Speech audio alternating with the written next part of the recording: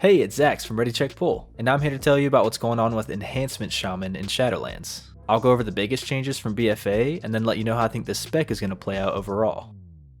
Enhance is in a weird place. It got some significant changes that I think are actually moving the spec in a positive direction, but I don't think Blizzard has entirely thought through how all the pieces should work together. Basically, if you play the wrong talent build, the spec will feel so clunky that you just think it's unfinished. On the other hand, if you play one particular talent build, everything actually comes together beautifully, and all your abilities have interactions with each other, and it just feels like how the spec is supposed to play. To help explain what I mean, let's get into the changes.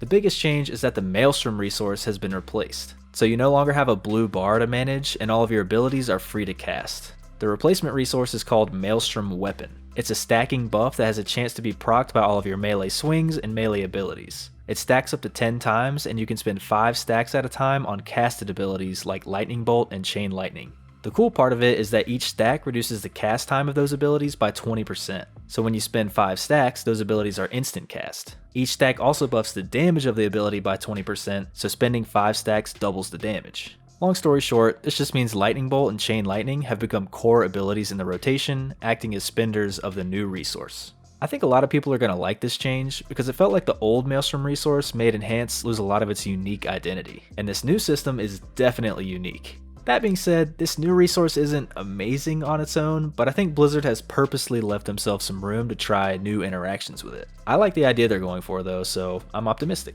With the main resource being replaced, most of the other changes with the spec have to do with converting abilities over to the new resource. The most obvious change like this is that Rockbiter just got deleted. All it did was build Maelstrom, and that's not a thing, so it didn't really have a meaningful place in the rotation anymore. Totally makes sense, even though I'm kinda sad to see such an iconic ability go away. It being gone, of course, comes with more potential for downtime in the rotation where there's nothing to press. And downtime is one of those things you either love or you hate.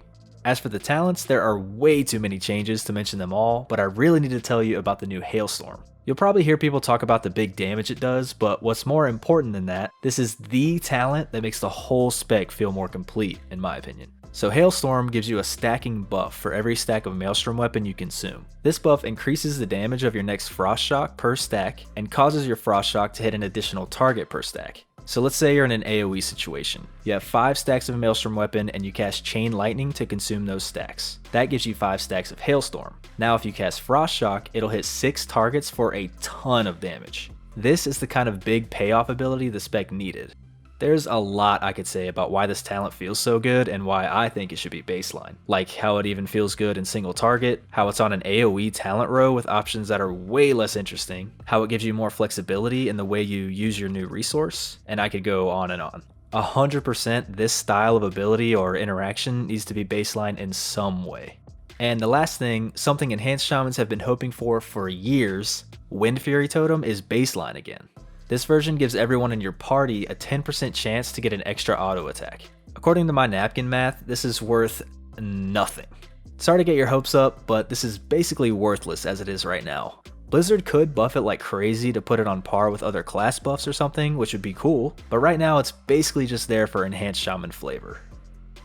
Anyway, with all the big changes, the baseline single target rotation generally boils down to maintaining Flame Shock if the target will live for several seconds, keeping Storm Strike, Lava Lash, Frost Shock, and Crash Lightning on cooldown, and spending your Maelstrom weapon stacks on Lightning Bolt after getting 5 stacks. The AoE rotation only changes a little bit, just prioritizing Crash Lightning more to maintain the buff it gives, and spending your Maelstrom weapon stacks on Chain Lightning instead. So like I said at the beginning, Enhance is in a weird place. It's going to be solid in Mythic Plus, but still probably not a top spec. The main reason for this is its lack of burst DPS. This is simply something you have to have in Mythic Plus, and Enhance just doesn't. It has one of the worst cooldowns in the game, Feral Spirit, and its talent selection really doesn't offer much burst either. So even if Enhance is tuned super high, its consistent damage style just doesn't transfer all that great to a Mythic Plus setting. Its dungeon utility actually isn't that bad though, so with some slight changes and good tuning, Enhance could end up being pretty solid. As for raid viability, it still doesn't really bring anything useful that's unique to the spec. I thought Windfury Totem was going to be the thing that finally carried Enhance to a raid spot, but it's just not worth anything right now. And at the end of the day, it's a melee spec competing with rogues, warriors, and demon hunters, so it would need some crazy tuning or raid utility to out-meta those specs. The pieces are there for Enhanced to be a great spec, so I really hope Blizzard follows up on the cool changes that have been made so far. I'm also excited to see what the Covenant abilities, legendaries, and soulbinds bring to the table for Enhancement. Either way, I definitely like that it's moving back toward its roots that so many people have loved in the past. Thank you to all of our supporters on Patreon for making these videos possible. If you like this little review, give us a like, and feel free to check out any of the other specs I cover. And let me know in the comments or in our Discord which specs you want to know about next. Links to everything in the description. See you next time.